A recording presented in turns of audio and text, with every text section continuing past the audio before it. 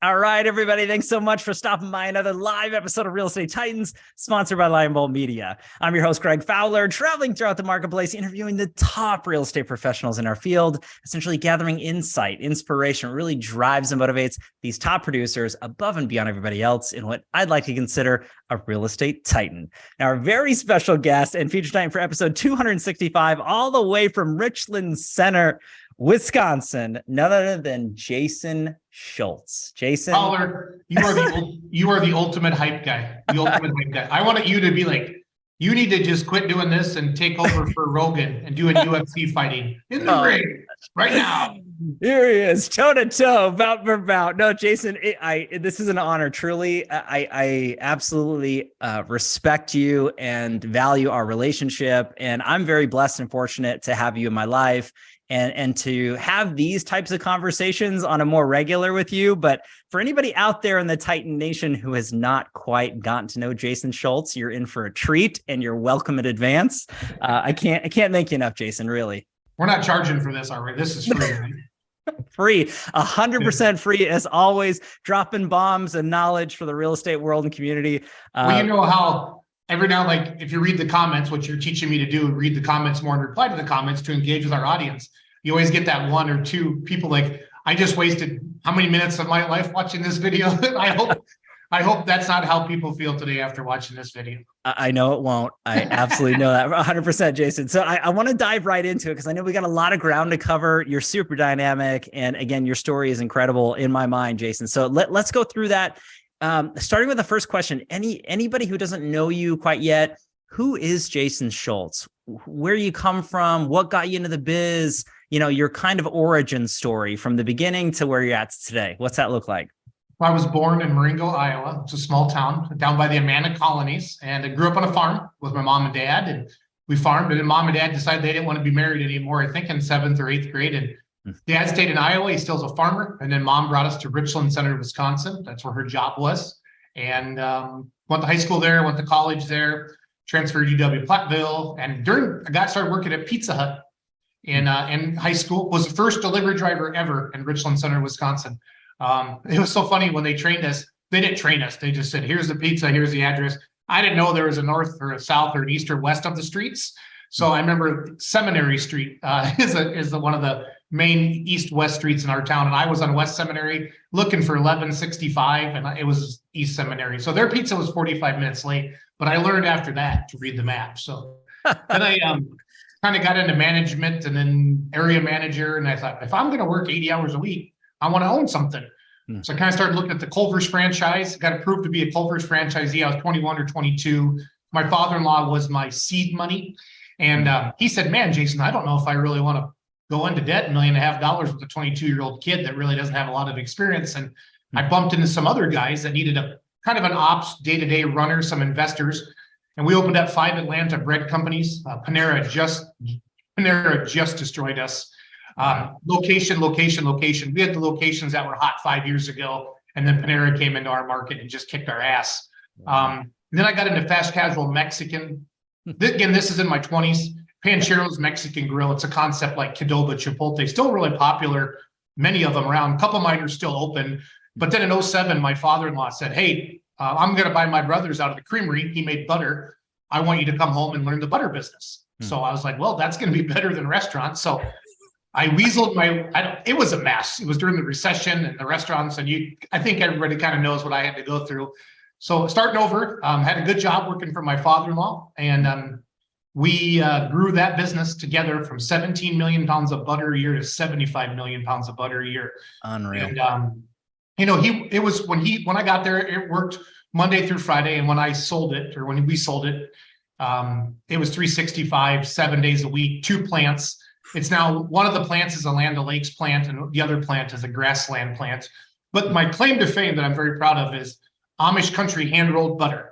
So if any of you go to the store and you see butter hand-rolled in parchment paper, I started that because I'm in sales and butter was so boring. It's either salted butter, unsalted butter. And I was like, what? That's it? They either sell salted. I said, we need something with some sizzle. And Lenny, our sales guy, had been talking about this Amish country hand-rolled butter because we live in Amish country here in Southwest Wisconsin. And we took butter hand rolled it. And now it's in every Costco on the West Coast. They're selling 1 million pounds of it a week. It's insane. But so if you go to the store and you'll see it, and what's funny, if you ever go to a dairy aisle, you'll see 20 different brands and it's made like 3 different places. Look at the little codes on the back. And then one of them is a state identifier that shows you what state that dairy product was made in, and then the plant number. That's how the FDA tracks you down on that. So we sold the creamery in 2016. I took a couple of months off because I wanted to be a professional truck and tractor pull promoter. So I quickly depleted what money I had in my checkbook, and I put a post on Facebook one day that says, I need a job. And I didn't want to go back into dairy. It was just really recycled, and you just kind of bounce from plant to plant to plant. And somebody messaged me and said, you'd be a great mortgage loan officer, a banker. And I'm like, no, I would never. I don't want to be a banker. I don't want to leech off everybody else's hard work, because that was always my mindset of a lender. You need me more than I need you. I kind of always had that mindset. But that person slid their W-2 across the desk and showed it to me. And I said, ooh, you made that much last year? And they're like, yep. I said, well, I'm already better than you. So when can I start? And I started Monday. And the first 2 years were very humbling. I was a little too cocky. I was nice because I was always that guy, Greg, that everybody says, Schultz, you could sell ice to the Eskimos, right? But I had never done direct sales before. The creamery was pretty easy. You know, a big customer would call you and say, hey, we need 40,000 pounds of butterfat. Or, Whole Foods would call you and said, hey, we need some quarter sticks. You went out, you went to trade shows and stuff like that. It was never knocking on realtors' doors and saying, hi, I'm Jason. I'm a lender. They all go, oh, just a lender. Here's my business card. Here's my flyer. You can call me 7 days a week. All the standard stuff that we all say. A cold call for a lender going into a real estate office is, you just get over it. You're like, I got to eat. 1 out of 10, they're just going to throw your business cards away as soon as you walk out the door anyway. But if you can get into one of those offices and prove your worth, then that's how I did it. And that's literally what I did for the first 2 years. But the one thing I never did, and for all of those new to the business, whether it's real estate or whether it's mortgage, I wasn't asking for the business. Nobody told me to ask for the business. They just said, go out and knock on doors.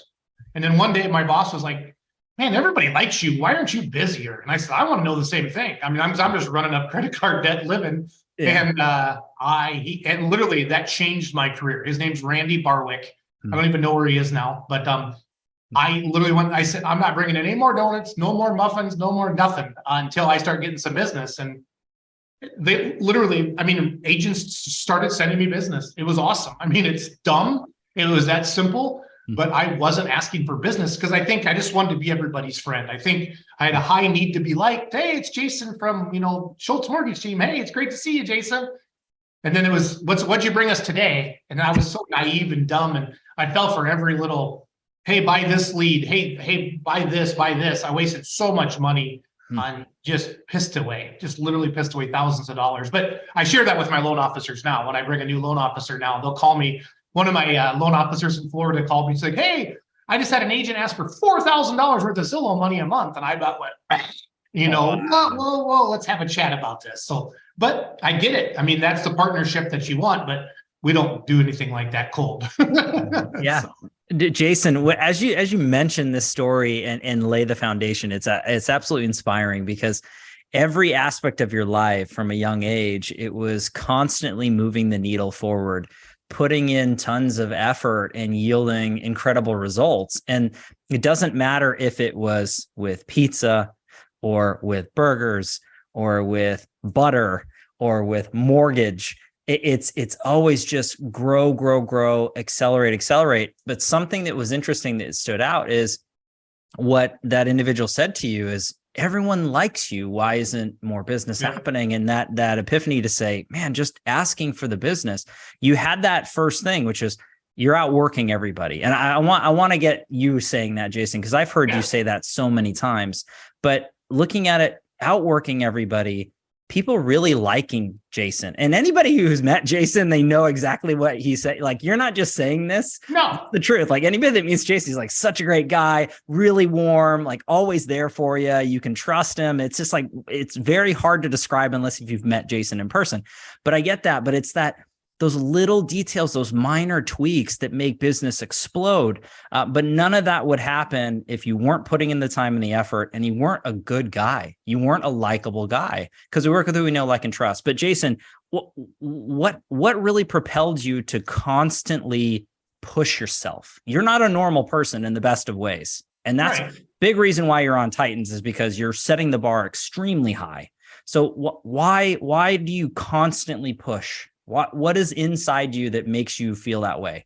So before we answer that question, you said butter and burgers. I forgot to mention that we are the butter. If you guys go to a Culver's restaurant, you're eating my family's butter on the butter burger. We got that account. And that was fun, actually, to do that. And we were shipping butter all over the country just for that. And then Ruth Chris Steakhouse, when it sizzles those steaks, that's our butter. Yeah. I actually went into the kitchens with the chefs and brought in different levels of butter fat and salt content and stuff like that. So it's funny that you said that. So what pushes me? Yeah. I am never satisfied. It's my biggest strength, and it's also my biggest weakness. I'm never happy, ever.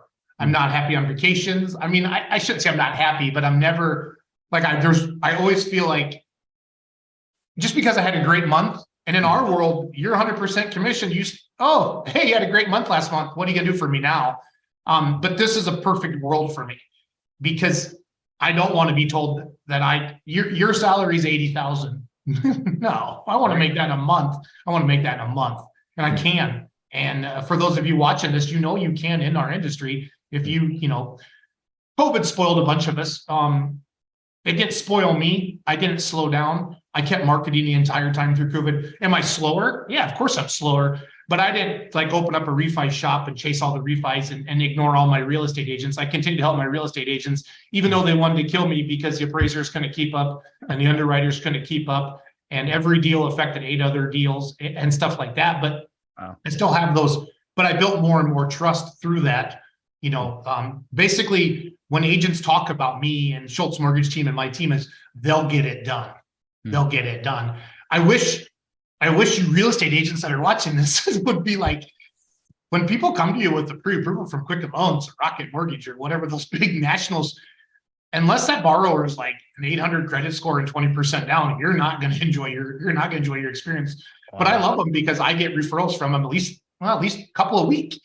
So I guess I want to thank them and their $1 billion industry or their advertising budget. No, it's a hell of a deal. But that's the organic side of it, where you kind of build, and then you have your list of your A realtors and your B realtors. But to answer your question, I wish I knew what drives me, but I always feel like there's something more, there's something better. I just think from a young age, growing up on a small farm in Iowa, and we were never poor, but we never had anything fancy. And, you go into town and see a new pickup truck or seeing somebody take a lot of vacations. I mean, I didn't fly. The first time I flew was when I joined the Army. Wow. When I flew to basic training, I was so pissed at my parents for getting divorced. I did the split option thing where I wanted to pay for my own college. So I went to basic training between my junior and senior year in high school. Wow. So my last day of school, my junior year, I went to basic training, and I came home 5 days before football practice. And I learned how to swear properly, a bunch of different dialects. But that was I thought, I was in a school of 100 kids, very popular, knew everybody. I was in band, choir, sports, anything. I was in it just because I love to be busy. I knew everybody in my school, and I kind of thought I was a big deal until I went to basic training, and you're nobody. You're nobody. The drill sergeants got to know me. I did a lot of push-ups. But it was a great experience.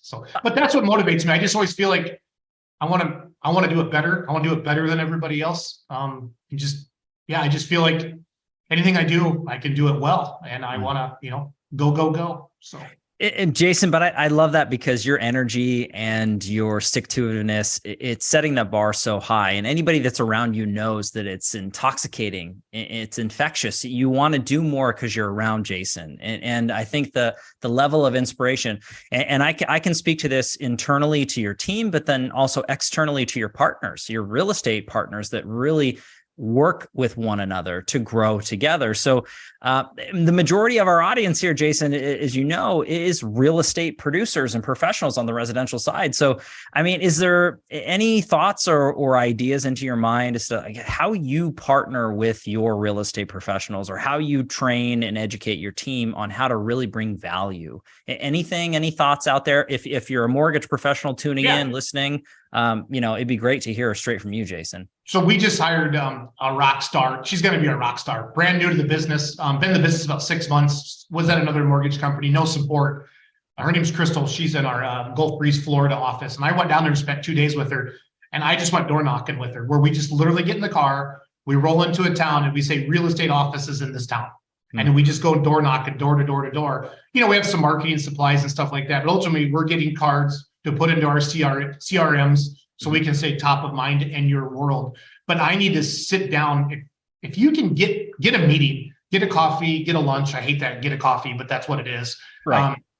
Just sit down with a real estate agent. I feel strongly, if I can sit down with a real estate agent, they're going to send me business. Mm-hmm. And then I have so much faith in my team that we're not going to fail them.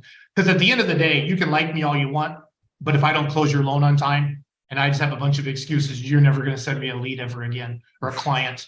And that's really, so the key for me is to get that sit down or get in front of them. During COVID was tough. My boss, Jeff Fitzer, he's a big deal. He's out there with Tristan right now in LA doing social con. We have a shout out to Jeff. Shout out to Jeff if you're tuning in. Good guy. I wanted to send him some naughty pictures today just to make him laugh while he's up there presenting on the stage, but I didn't. Some funny memes or something. But I love it. He has just taught me just to provide value. You're not selling, just provide value, stay top of mind awareness. And he's constantly beating that in all of our heads. But he does the drunk on social stuff and lab coat agents. And that's how I met him, through you, Greg. Yeah. That's how I got to know you, is through Jeff. Mm-hmm. He's an influencer in that space and does an awesome job. And just what he's taught me, just be genuine, be yourself. And then he surrounded himself with some awesome ops people, Nathan Hopper, Sean Curley, his fellow vice presidents in our region. They just do an awesome job. And he lets you go. I mean, this is a sink or swim world. It's not for everybody. No. I've tried to recruit loan officers from credit unions and banks. And if you're one of those people, I love you, but you're not built like me. And you're used to business coming in through the door, and they go up to the teller and they say, "Hey, Billy," or I'm here to buy a house. And they say, "Oh, go down to the office and knock on that door." That's not who we are. That's not who I am. You're going to go knock on the door. You're going to ask for the business. And then, but again, you're not going to get a salary. It's 100% commission, but it can be the most rewarding. Buying a house is the most expensive thing you'll ever buy in your life. It's where you sleep every night. It's where your kids are going to sleep. It's where your pets are going to sleep. And that's why it's so stressful. Because if your car, and you've heard me say this, but if your car breaks down for a couple of days, you can get an Uber. You can't get an Uber in Richland Center, Wisconsin, but you can get a ride, right? You can borrow your neighbor's car, something like that. But if you don't have a place to sleep, place to let your dog out, your cat, or your kids, that is the single most stressful thing in the world. I mean, the first couple of years in the business, I was not good at all. I did crappy pre-approvals, crappy pre-qualifications, just said yes to everybody. I trusted every client that said, "Oh yeah, I make $100,000 a year." I would have been awesome, Greg, in the pre-trib stuff. Oh, I'd still be in jail, but I would have been awesome. I've heard the stories of the good old days. I've been doing this for 6.5 years now, so I have to follow the rules. Yeah. Jason, but in that time frame, you've done so much and impacted so many lives in the communities that you serve. And I do want to touch on that, Jason. So anybody wanting to partner with you or work on a personal note, right? Purchasing a home, where's your service areas? Like, where can you do business? What's that kind of look like? So I'm a branch manager now. So I can loan in 49 of the 50 states. New York is the only state that USA Mortgage is not licensed in. Gotcha. New York is funky. I think anybody who lives in New York knows it's funky. But what I do, and we'll talk, I know we're going to get into tractor pulling, but I have tractor pulling friends from New York that will call me and say, "Hey, Jason, I need to get a mortgage." And I'll say, "I can't help you there, but I'll reach out to Jeff and Jeff's network, and he'll find me a good lender in New York that can help all my clients." And that works out really well that way. But I live in Wisconsin. My team, my personal team, the Schultz Mortgage team, we're licensed in Minnesota, Illinois, Wisconsin, Iowa.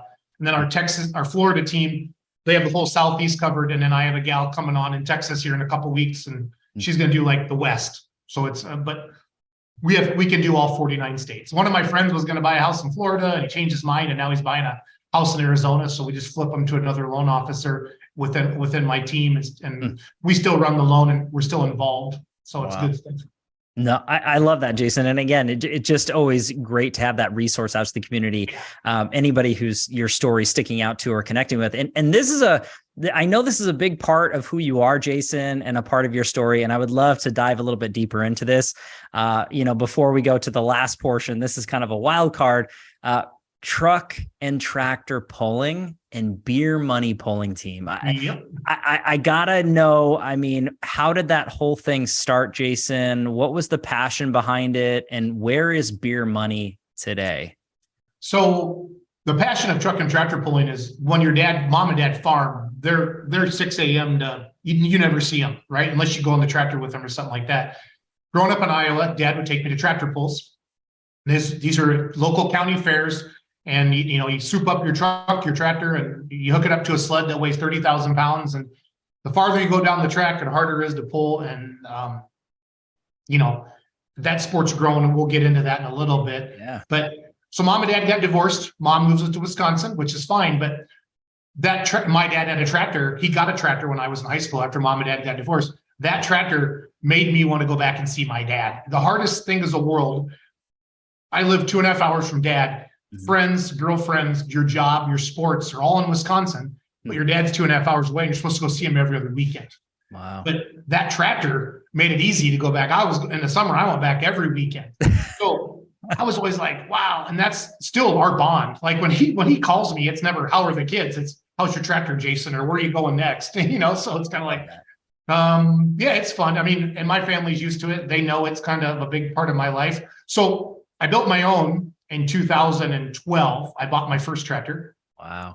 From a guy that just didn't want to be in the sports anymore. And it's a hobby. It's a waste of money, just like any good hobby. And, sure. There's a song, and I like to have fun with my friends and just, hang out, drink some whiskey and tell stupid stories. And sometimes we stay up too late around a fire pit. And there's a song, Kip Money sings Beer Money. And there's a line in there that says, every now and then we're going to raise a little hell. Hope we get lucky and stay out of jail. And if you think about it, that's any fun night. Let's not go to jail, right? So those are the rules. So I went home, and this is before Facebook was, public, and I just created the beer money pulling team on Facebook. Wow. And nobody in the pulling space had really done much on social media on Facebook yet. It was still archaic. There's some web pages and some message boards, and Pulling World mostly got from the Polar magazine, and I just started posting pictures and videos of everything. Wow. From garden tractor pulling to the highest level, the 4 or 5 engine modified tractors, everything. And then it just took off. And back then you could get 30, 40,000 new followers in a month for free, not paying for them, nothing. And we just kept doing this. And then all of a sudden people started recognizing us, like waving at us going down the road. And we're like, what is going on? And you're the beer money. I had a state trooper. My dad had my semi and my truck one day and took the tractor somewhere in Nebraska because I couldn't go. And a state trooper comes up to the semi. And if you're a truck driver, you see a state trooper coming up, you're going, I don't have my logbook filled out. this is not for hire. Oh no. And the state trooper was like, no, I follow your son on Facebook. I just want to see the tractor. Oh my God. So the state trooper climbs in the trailer, sits on the tractor, takes a picture with the cell phone. And my dad's like, oh my God, this is like, so wow. That's kind of when it was like, oh, wow. But I just pounded Facebook. I didn't know about YouTube. I'm still pissed because I could be making a lot of money if I would have did YouTube. Somebody should have told me should have did YouTube, but I didn't. Just kind of kept having fun with Facebook and just really, I always thought it turned into something, but never didn't know what or how or when. I've kind of always just been, if you work hard and you do things right, good things will happen. Yeah. Well, then Facebook kind of started monetizing. I'm like, hey, this is all right. And then I started getting after YouTube and now TikTok and Instagram and Twitter. And then, so now I have 3 full-time employees. And the last year, I've really brought last year and a half, I brought 3 people on. Doug is my general manager. His daily job is sponsorship retention, event promotion. So because we have the largest following on Facebook, and I think we're number 2 on TikTok, We're pretty up there in the YouTube rankings as well. But we do more than just videos. We do lives. We do interviews like this. Like last night, I had 3 hours worth of lives last night. And I use StreamYard, so we're live on YouTube and 7 different Facebook pages at the same time. So we'll have promoters on there, Greg. We'll have pullers on their upcoming events. We'll cover what happened last weekend. Like the big Mac Trailer Winter Nationals was in Louisville last weekend, Louisville, Kentucky. We talk about all that. We get the biggest names and from the world of truck and tractor pulling. You get the biggest names in real estate. You know, the Titans, you got your million. I always joke about your $1 million listing realtors because that's on TV. But those are that's a guest set we get on our show. And then we also interview guys with garden tractors, you know, and they talk about their tractor costs $8,000 to build or $10,000 to build, where mine costs $200,000 to build. Yeah. So I mean, but we show the fans all of that stuff. So now promoters are we put Doug's idea to put this event promotion package together, reach out to promoters and say, hey, you're good at running truck and tractor pulls. You make sure you have porta potties, you make sure you got food vendors, you got your track equipment, but you suck at marketing on social media. Let us do that for you. And that's really, so I think we did 50 or 60 events this year. I'm hoping to do over 100 events this year. And now the Outlaw Truck and Tractor Pulling Association is one of the big 3 in the country. And when I say a big 3, like the NASCAR is a sanctioning body for stock car racing. Yeah. NHRA is a sanctioning body for National Hot Rod Association. And then Truck and Tractor Pulling has 3, NTPA, Pro Pulling League, and then the Outlaws. And the Outlaws, who I really, really work closely with. And we're actually running their live streams this year with outlawpulling.tv. And then they're going to let me use the equipment in the off season. We have our first ever live stream coming up, beermoneypulling.tv. We're going to be in Columbus, Texas, May 5th and 6th. And then Sullivan, I think it's Sullivan, Kentucky. No, it's Glencoe, Kentucky. The Sullivans live there. They're big pullers. That's May 12th and 13th. So you can see why I have a very lucrative mortgage career, that I'm building teams and we're hiring loan officers all over the United States. I couldn't do it all anymore. And that's where Doug's been a friend of mine for years, and he was a truck driver, and we start talking, and I'm like, I need somebody to run the day to day. I mean, I have the ideas and I need you to implement my ideas. And he has some as well. And then we hired a couple content creators that just, Chandler just makes videos like a little machine. And then Mackenzie is our doer. She gets everything scheduled, and it's a blast. It's a blast. But we learn something new every day. Sure. Algorithms change every day. 1 month you make money on Facebook Reels, next month they turn it off. You gotta be able to pivot and go. I mean, we literally change up daily sometimes what we're posting and how we post it and stuff like that. So Jason, I love that though. And the aspect, again, just you getting involved in the sport as a bond, with your father, and really just taking it to the highest of levels, and being a true fan of the sport, but also participating in so many ways. And again, I just love the fact that the fans show love to you guys, and the continued growth with Beer Money is massive. And in my eyes and my mind, it's only still scratching the surface, because there's so much to be done. And I just love that. And for anybody who has never heard of truck and tractor pulling, you're welcome again. So that's 2. Yes. Yeah. Jason's on, and 2, you've learned now about truck and tractor pulling. It is the coolest sport. So if you don't know, look up Beer Money on YouTube, and you will literally see, your mind will be blown. It's the coolest thing. It's truly nationwide. I mean, last October, I was in Madera, California I was at the racetrack out there. And then in January, we did 2 big events in Florida, on the East Coast. I don't know where a lot of your followers are from, Greg, but it's literally in every state. Yeah. I mean, the majority of it is, I would say if you drew a line straight up and down from Texas and headed east, Utah and like Oregon and Washington, they don't have a ton of it, but they have some of it. But really the Midwest and, your Ohio, Indiana, your grain belts, and then your upper East Coast, it's everywhere. Every county fair has it, but it's more than that. These are professionals. I mean, I don't consider myself a professional truck or tractor puller, but it's a big time hobby, and legalized wagering is coming to the sport. It's called Full Pull Bets.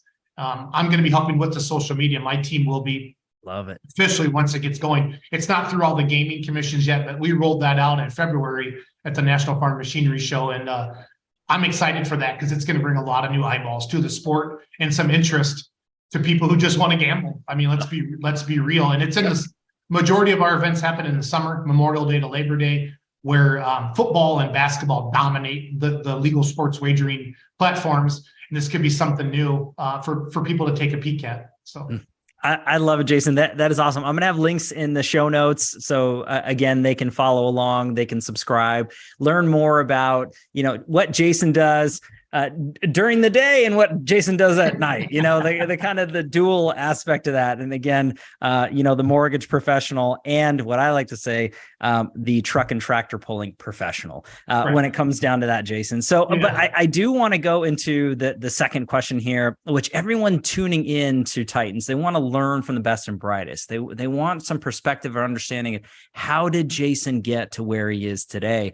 So you can take this from any angle you want to, Jason, but the idea is if you could look back at your career thus far, and this is any standpoint because you've had so much success over your life, and if you could pick or choose one or two things that you added or implemented that you really saw growth, you really saw movement in a positive, what would that be? What advice would you give anybody tuning in live with us or listening or watching after the fact? Go find yourself a Kim Foss. She is my loan partner. She is my world. She hates doing what I do, and I hate doing what she's doing. It's so hard for a good loan officer to go marketing and still stay deep in the details every day of the loan, the appraisals, the conditions, and stuff like that. That is the hardest part about being a loan officer, especially when you're new. And no mortgage companies really don't give you like that assistant or that LOA until you start doing 5 or 6 loans a month. And that's where that first couple of years could be so hard. Kim and I have an amazing team. I mean, her and I, we have an amazing processor, Sarah, but without Kim, I'd be dead. So go get yourself a Kim. So write down on a piece of paper what you're good at. No, write down what you like to do. Don't write down what you're good at. Write down what you like to do. I love to meet new agents. I love to take my agents out for, lunch or just catch up with them or just stop in the office and say hi and just make sure that I stay top of mind awareness. That's what I like to do. I like to bust into an office that, is a whale. We call you realtors whales. You're big, heavy hitters that have, 20, 30 agents on a team and move a lot of stuff. Bust into an office with maybe a newer agent in there, earn some respect and start asking, hey, can you introduce me to more agents in your office? And work our way up like that. But that's what I like to do. But if you can't close loans, I don't care how good you are at marketing or anything like that. So make sure you're solid at ops. Make sure you understand it. Make sure you understand and you have a company that you work for that can close loans and get it closed.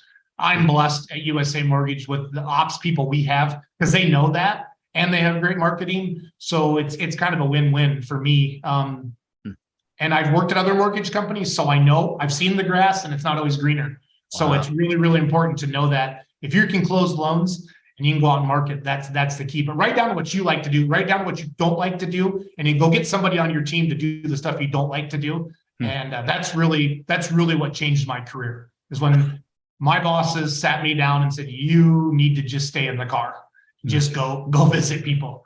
Because it was tough. I mean, any lender or any agent remembers the COVID time. It was insane. Insanely profitable, insanely anxiety, because there was nothing else to do, right? We weren't allowed to go to the bars. We weren't going to restaurants. We just worked.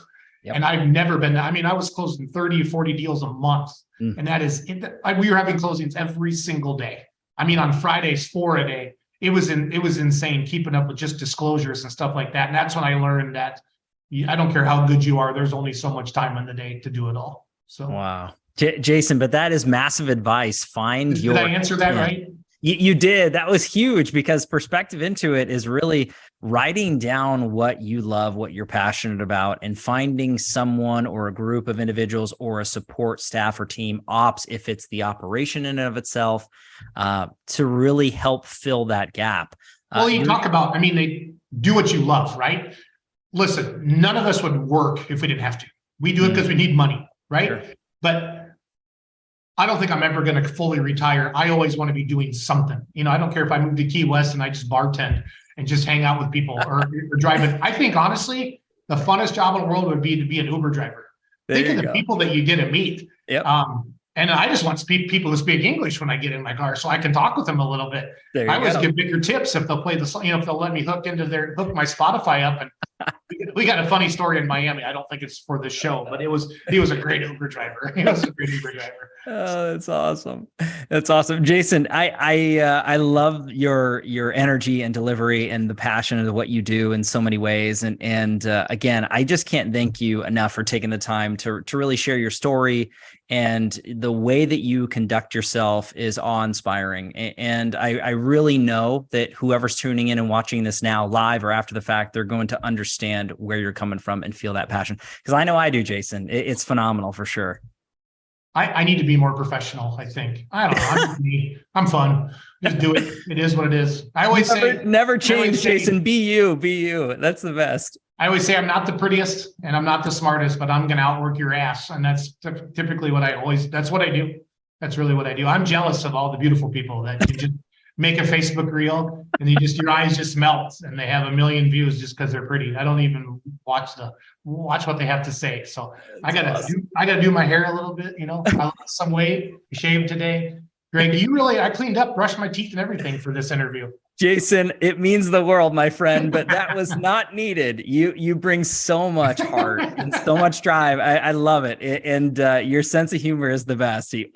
Every time I chat with you, I have a big smile on my face. The energy is up and it's just the passion flows. So it's phenomenal, Jason. I can't thank you enough for taking the time today. It was an honor to have you on. This Titans. is it? We're done? This is it. You said 3 hours. This is like 39. That's right. This is only episode 1. This is a 7-part series. We're gonna break this down. What are all the social media pages? Repurpose. We're gonna repurpose. There you go. That's it. But I do need to dub you an official real estate titan, Jason. Okay. That is an honor and a badge you carry with you for your life. No one can take it away. There's no trophies. There's no plaques, but it's in your heart, my friend. So got to give that to you all day long. It's like whose line is it anyway? Where we give you points, but they don't mean anything. Kind of funny. Same thing. Yeah. It's in your heart, but that's as far as it goes. Perfect. Jason, you're the best. I appreciate you, my friend. Thank you so much. Thank you. Everybody out there, thank you the same as always for your love and support, your time and attention. If you like here, we're doing the Real Estate Titans, don't forget to like and subscribe. You know what to do at this point.